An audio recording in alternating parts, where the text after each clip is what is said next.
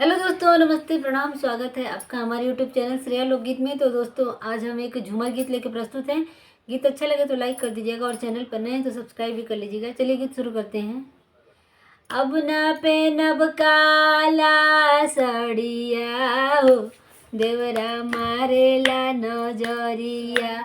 अब ना पहनब काला साड़िया हो, देवरा मारेला नजरिया।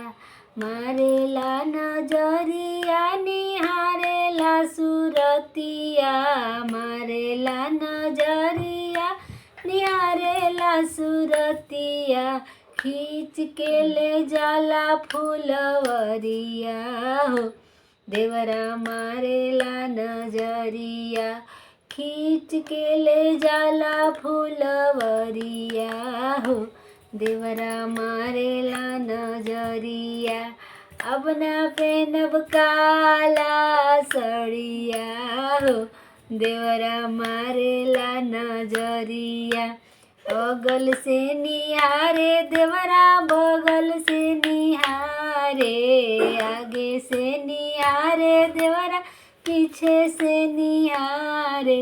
मन करे फोड़ दी गलिया हो, देवरा मारेला नजरिया। मन करे फोड़ दी गलिया हो, देवरा मारेला नजरिया।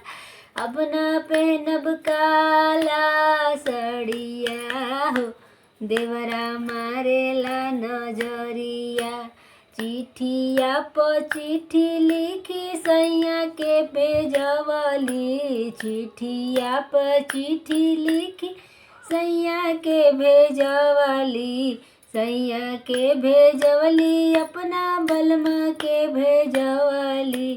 अर्धा के आवा न कोनो रे लगड़िया हो, देवरा मारेला नजरिया। धई के आवा न कवनो गड़िया हो, देवरा मारेला नजरिया।